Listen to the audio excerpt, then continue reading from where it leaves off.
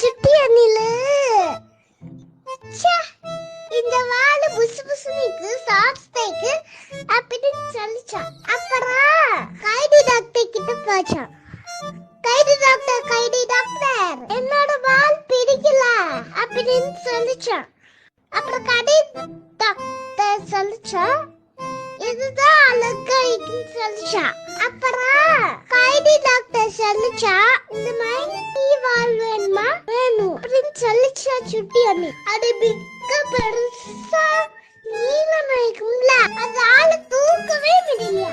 அதானே பூனவாள்ல கேட்டுச்சா அதுதான் குட்டி ஆயிக்கும்ல பூனோட வாலே வேணும்னு சொல்லிச்சான்.